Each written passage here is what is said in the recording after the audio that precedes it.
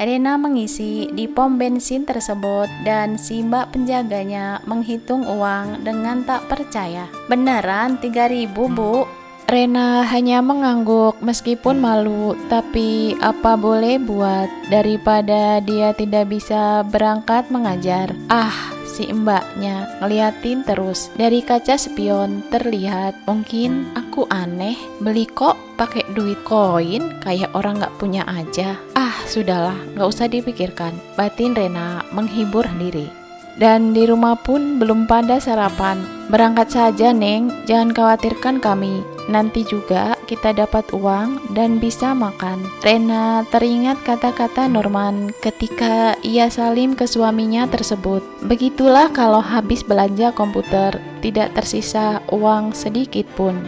Setelah kelahiran sang buah hati, rezeki mereka pun semakin bertambah. Usaha warnetnya semakin berkembang pesat. Suatu ketika, Norman sakit, kecapean mengurus komputernya. Ada saja kendalanya, namanya juga elektronik, jadi ada saja kerusakannya. Ketika berobat ke klinik 24 jam, bapaknya sakit tipes dan harus istirahat total. "Tidak boleh capek ya." Norman mengangguk dan mengerti. "Makasih, Dok." Selama sakit, Norman hanya makan bubur buatan Rena dan ia bosan. Norman ingin makan bubur yang dijual oleh pedagang bubur. Karena malam, maka tidak ada tukang bubur keliling.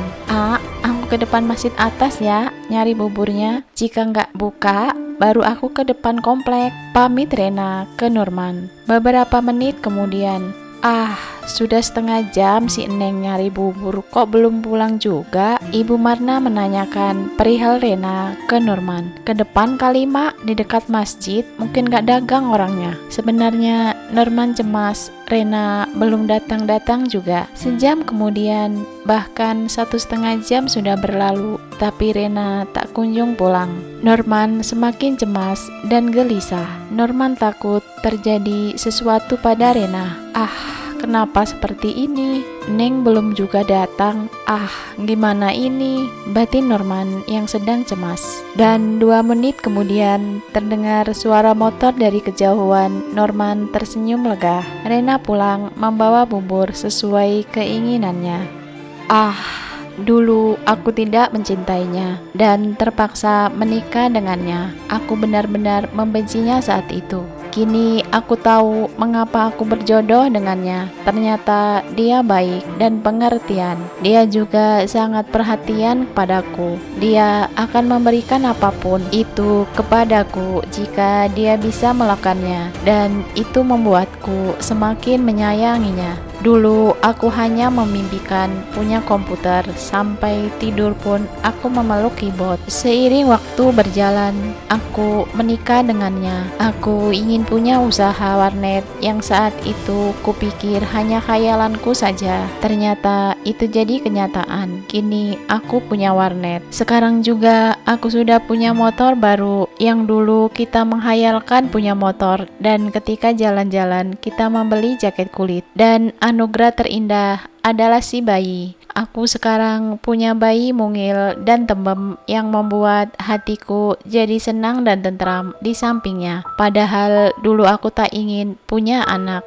Rena, makasih sudah jadi istriku. Makasih ya Allah, semua angan-angan dan impianku terkabul. Amin, amin, ya robbal alamin. Batin Norman sambil menunggu Rena membawa buburnya ke kamar. Ketika sedang makan bubur, "Neng, kok lama?" Norman ingin tahu apakah karena antri atau hal yang lain. Di dekat masjid dan di depan komplek tutup. Aku kepikiran untuk nyari ke perempatan Cikias. Ternyata di sana buka. Norman tersenyum. "Pantes saja, jauh. Makasih, Neng. Kamu memang istriku yang baik." Ucapan terima kasih Norman membuat hati Rena semakin berbunga-bunga. Rena tersipu malu. Norman memang sengaja menyanjungnya. Hari-hari berlalu, mereka sudah mempunyai penghasilan yang lumayan. Suatu hari, mereka dikejutkan oleh telepon masuk yang menyatakan bahwa rumah sudah dijual oleh pemilik barunya ke orang lain. Setahun yang lalu, Rena menerima kabar bahwa rumah sudah diperjualbelikan dan Rena dibolehkan tetap mengontrak karena yang membeli rumahnya berada di luar Jawa. Pembeli baru dari pemilik rumah sebelumnya di luar Jawa adalah tetangga satu RT. Rena diberi tempo untuk pindah. Berhubung jatuh tempo tanggal 1 Agustus, maka Rena meminta izin menempati rumahnya sampai tanggal tersebut. Di saat mereka berdua kebingungan pindah kemana, Rena sudah mencari kontrakan tapi hanya dapat kontrakan dengan 1 kamar dan tidak bisa buat usaha warnet. Datanglah Pak RT ke rumah mereka.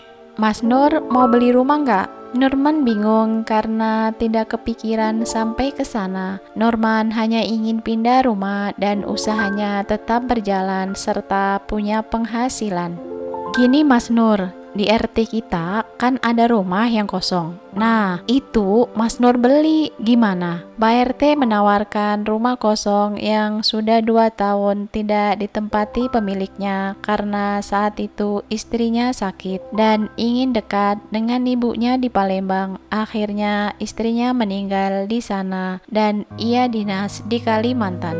Tapi Pak, saya tidak punya uang sebanyak itu. Norman minder karena hanya punya uang beberapa puluh juta saja. Itu pun Rena menyimpannya dalam bentuk LM. Uang yang terkumpul Rena simpan dan belikan logam mulia. Saat itu mereka punya 2 keping LM 10 gram dan 5 gram.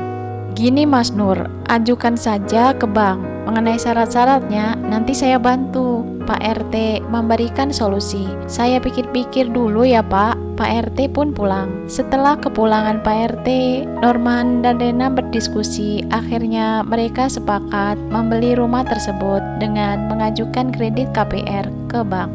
Sore harinya, bapak yang punya rumah datang dan kebetulan Rena yang bertatap muka. Mbak, kalau bisa secepatnya pindah. Ini ibunya anak-anak yang gak sabar mau pindah ke rumah yang sudah dibeli. Rena tersenyum getir. Gimana ya Pak? Rena berpikir sebentar ketika akan mengutarakan niatnya untuk membeli rumah. Pemilik rumah berbicara terlebih dahulu. Apa gini aja Mbak Ren? Mbaknya pindah ke rumah yang saya kontrak sekarang dan saya pindah ke sini. Rena hanya diam saja, bingung. Setelah pemilik rumah pergi, Rena membangunkan dan memberitahukan ke Norman yang sedang istirahat di kamar. Mereka kebingungan dan akhirnya mereka sepakat dan menerima saran dari pemilik rumah. Malamnya mereka mendatangi rumah Pak RT. Assalamualaikum. Waalaikumsalam. Mas Nur, Mbak Ren, masuk. Pak RT menyilakan mereka masuk dan mereka duduk di sofa. Gimana nih? Pak RT menunggu jawaban mereka dengan senyum-senyum. Gini Pak, saya pindah saja ke rumah yang dikontrak Pak Sanawi, pemilik rumah. Dia juga bilang ke istri saya, katanya rumah yang ia tempati akan dijual juga. Apa sebaiknya rumah itu saja Pak yang kita beli? Soalnya kata dia pemiliknya nanti akan diberitahu bahwa kita yang menempati selama 1 bulan. Norman menyampaikan pendapatnya. Jangan Mas Nur, rumah itu sebentar lagi mau roboh. Atapnya sudah dimakan rayap. Nanti jika sudah dibeli terus roboh dan terpaksa harus direnovasi gimana? Ntar Mas Nurnya keluar uang 2 kali. Norman dan Rena berpikir. Novel Islami romantis Kala Cinta Itu Hadir bersambung ke bab selanjutnya.